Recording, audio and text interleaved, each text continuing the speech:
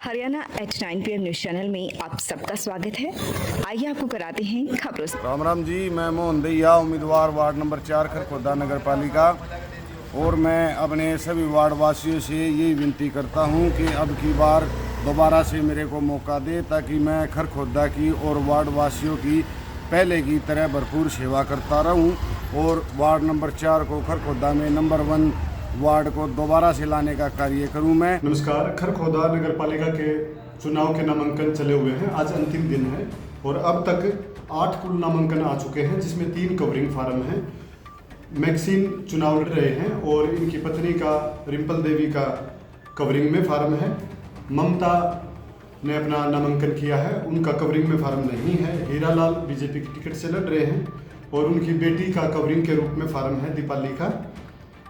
इसके अलावा किरण चुनाव लड़ रही हैं और उनके पति रिंकेश का फार्म है जो वो कवरिंग में है।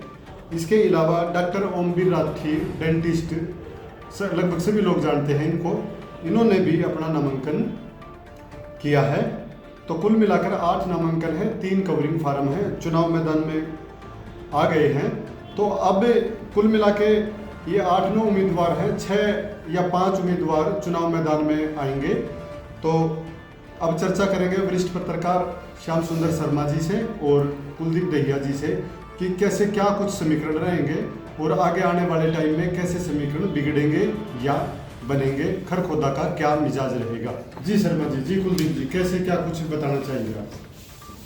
सबसे पहले तो यही है कि यहाँ का जो समीकरण है वो जातीय वर्ग से संबंधित रखता है, क्योंकि यहाँ पर SC का ही उम्मीदवार सामने आएंगे। दूसरी बात यही है कि यहाँ के वोटरों पर काफ़ी कुछ निर्भर करता है। जो लोग यहाँ के विकास कार्य के अंदर एक दूसरे की टांग खींचने का काम कर रहे थे, उनकी भी बातें सामने आ रही है। यहाँ से जो भाजपा के समर्थित उम्मीदवार हैं हीरालाल इंदौरा, उनका अपना एक पार्टी का सिंबल है और वही अपने पार्टी पर विश्वास करके चुनाव मैदान में है। इससे पहले वो पूर्व पार्षद भी रह चुके हैं। मैक्सिन ठेकेदार की बात करें तो उनकी पत्नी रिम्पल देवी चेयरपर्सन रह चुकी हैं। स्वयं मैक्सिन ठेकेदार भी एक पार्षद के रूप में कार्य कर चुके हैं। तो जहाँ तक बाकी अन्य उम्मीदवारों की बात है, वो नए हैं, लेकिन वो भी एक दूसरे के साथ किसी न किसी पर्पस को लेकर इस चुनाव मैदान के सामने हैं।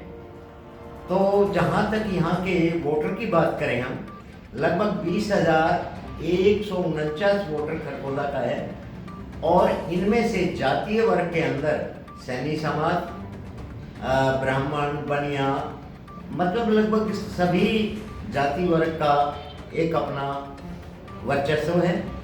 और यहाँ किस उम्मीदवार को यहाँ के वोटर अपना चहेता मानते हैं, वो तो आने वाले समय में ही बताया जाएगा।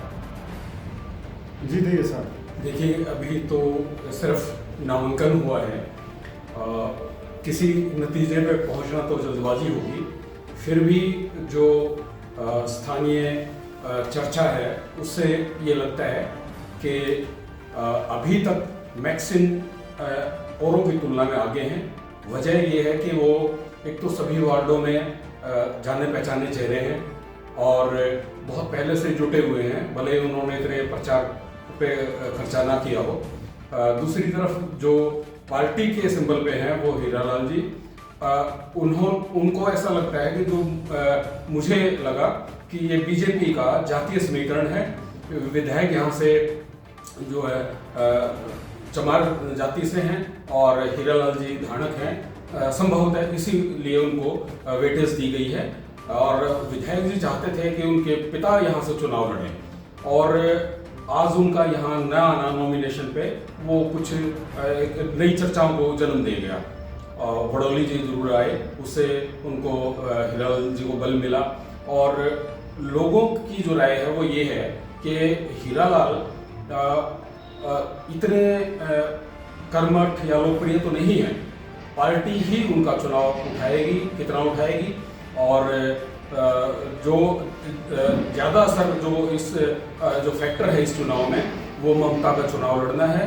उनको चूंकि सीट दलित है और वो दलित समाज से ही है, लेकिन उनकी शादी जो है वो सैनी समाज में हुई है और सैनी का वो अच्छा खासा वोट बैंक है, वो जरूर दूसरे उम्मीदवारों की नींद उड़ाएगी। अभी और भी उम्मीदवार मैदान में हैं, इनका क्या कुछ रहेगा, किस तरह से इनका समीकरण बिगड़ सकता है या बढ़ सकता है, या अभी पार्टी भी रूठे मनाने में भी जुटेगी।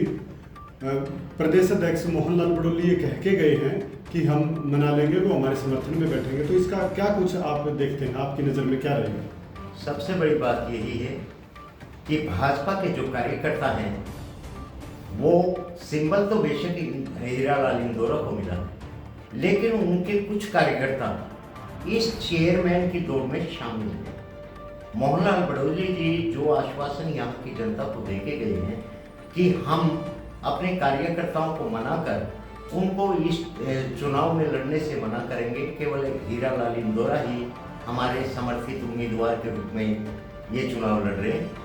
तो इस तरीके से जिन भाजपा कार्यकर्ताओं को सिंबल के ऊपर पार्टी ने यस नहीं किया है, मेरा यही मानना है शायद वो कार्यकर्ता हीरालाल इंदौरा की टांग खींचने का काम करेंगे और इसमें बड़ी सतर्कता के साथ पार्टी के नेताओं को भी, पार्टी के कार्यकर्ताओं को भी और स्वयं हीरालाल इंदौरा को भी फूंक फूंक कर कदम रखना होगा। यह चुनाव जीतने के लिए यह बड़ा एक क्रिटिकल मामला है और जो कि जनता के सामने उजागर होना बड़ा जरूरी था। देखिए साहब, डॉक्टर ओमवीर राठी भी काफ़ी सक्रिय डॉक्टर हैं और उनकी भी चर्चा काफ़ी चली हुई है, लोग उनको जानते हैं, लोकल शहर है तो ज़्यादा लोग जानते हैं, उनका क्या कुछ प्रभाव रहेगा? देखिए, नाम का परिचित होना एक बात है और वोट हासिल करना, अपनी जान पहचान को वोट में कन्वर्ट करना दूसरी बात। तो ठीक है, वो बेशक शहर के जाने पहचाने चेहरे हों, लेकिन मुझे नहीं लगता कि इतना उनकी वोटर्स पे पकड़ हो सकती है। तो लोगों की ये भी राय है कि ये एक तरह से वोट काटू उम्मीदवार साबित होंगे, ना कि जो जीत की दौड़ है उसमें कहीं दिखते नहीं हैं अभी।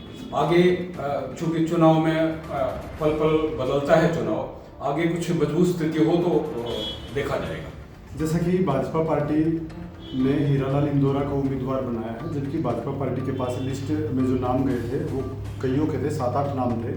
अब जो 7-8 उम्मीदवारों में से एक रिंकेश की पत्नी है किरण, उन्होंने भी नामांकन किया है और अब वो चुनाव मैदान में उतर चुकी हैं और उनको मनाने के लिए भी कोशिशें की गई, खूब उनको फ़ोन किए गए, लेकिन वो अभी तक माने नहीं हैं। उधर दूसरी तरफ जो ममता है, उनको भी मनाने के लिए भाजपा प्रत्याशी खुद मोहल्ले में पहुंचे थे, लेकिन बात नहीं बनी है। तो कहने का मतलब ये है, जो भाजपा पार्टी के लोग हैं इन्होंने अपने प्रत्याशी खड़े कर दिए हैं, उधर भाजपा पार्टी के सिंबल पर भी आ गए हैं, तो वो कहीं ना कहीं भाजपा को नुकसान दे सकते हैं, इसीलिए भाजपा उन्हें मनाने में जुटी है। तो रिंकेश का इस चुनाव में क्या रोल रहेगा, कितना रोल रहेगा, हमारे साथ हरीश पत्रकार जी हैं, वो इस बारे में प्रकाश डालेंगे। देखिए, मैं आपको बताऊं, चुनाव का ये नामांकन का आज आखिरी दिन है। इस दौरान ये सामने स्थिति निकल के आ रही है कि आज 5 नामांकन अभी तक हो चुके हैं नपाध्यक्ष पद को लेकर, जिसमें से एक नाम आया है किरण का।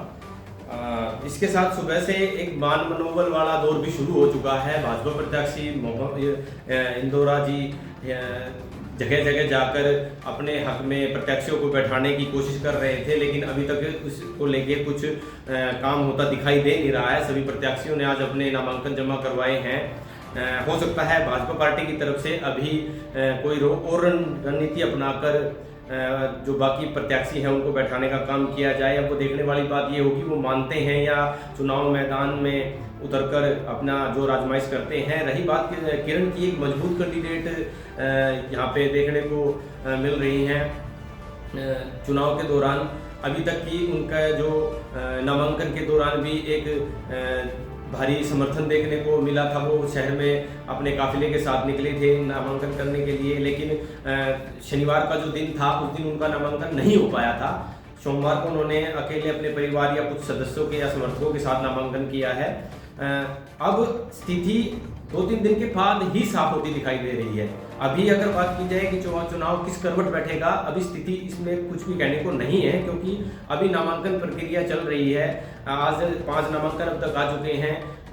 3 बजे के बाद तक क्या कुछ हो पाता है वो देखने की बात रहेगी। अब अगर भाजपा अपने साथ इन प्रत्याशियों को मिलाने का काम कर पाती है तो ये आमने सामने का चुनाव हो सकता है, नहीं तो अभी चुनाव त्रिकोणीय नहीं, इससे भी और आगे जाता दिखाई दे रहा है, जिसमें ममता सैनी, हीरालाल इंदौरा और मैक्सिन ठेकेदार के साथ साथ और भी जो कैंडिडेट हैं, किरण हैं, डॉक्टर ओमवीर राठी ने भी आज एकदम से सबको चौंकाने का काम किया है। लास्ट टाइम पे उन्होंने नामांकन करके सबको हैरत में डाल दिया है।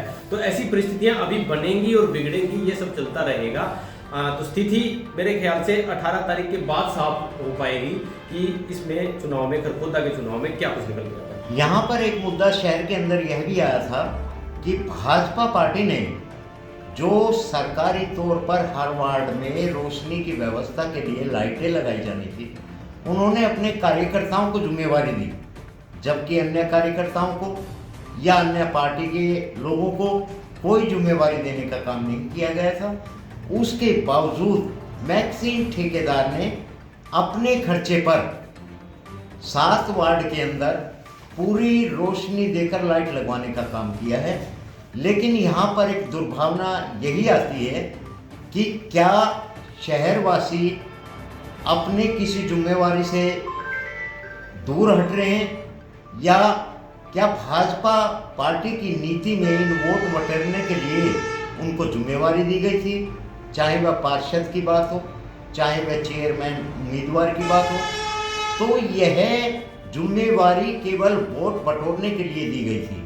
दूसरी बात यह है कि जिन वार्डों के अंदर जो पहले ही लाइटें जगमगा रही थी, जल रही थी, उनको भी उतारकर नई लाइटों की व्यवस्था की गई। तीसरी बात यह है कि वहाँ पर सरेआम बिजली चोरी की गई। डायरेक्ट उन बिजली लाइटों को सीधे तौर पे लगाया गया है, उन पे ना कोई मीटर है, ना कोई लेना है ना देना है। तो यह प्रशासन की बड़ी कमी सामने आ रही है। तो इससे यह दुर्भावना इस चुनाव के अंदर जो वोटर है वो अपना मत देकर वह किसी भी मतदान के रूप में करे, लेकिन इन बातों को लेकर जरूर सामने आएगा कि यह दुर्भावना क्यों की गई और इस तरीके से अन्य पार्टी के कार्यकर्ता या पूर्व के पार्षद रहे, चेयरपर्सन रहे, उनको यह जिम्मेदारी क्यों नहीं दी गई। खरखोदा के जाने माने समाज सेवी हीरालाल को आगामी नगरपालिका चेयरमैन के चुनाव में अपना कीमती वोट देकर सफल बनाएं। इनका उद्देश्य खरखोदा शहर का चहुमुखी विकास करना और अवैध कॉलोनियों को पक्का करना। नगरपालिका पार्षद रहा तब भी मैंने अपने वार्ड के अंदर बहुत सारे काम कराए हैं और आगे मैं कोशिश करूंगा कि पूरे खरखोदा में ज़्यादा से ज़्यादा काम हो और खरखोदा का विकास ज़्यादा से ज़्यादा हो सके। डॉक्टर सेठी अमर अस्पताल, a unit of tulip hospital अब आपके शहर खरखोदा में जनरल सर्जन और स्त्री एवं प्रसूति विभाग 1 दिसंबर 2024 से 24 घंटे उपलब्ध रहेंगे। Doctor Prince MBBS MS general surgery, doctor Sumera MBBS MS OBS and gynae, private panel उपलब्ध और ECHS एवं Ayushman Bharat in process. Rohtak road Kharkhoda Sonipat, दूरभाष 0130 29 831 32 895 040 40 64। लगातार खबरों से बनी रहने के लिए चैनल को लाइक, सब्सक्राइब और शेयर जरूर करें। धन्यवाद।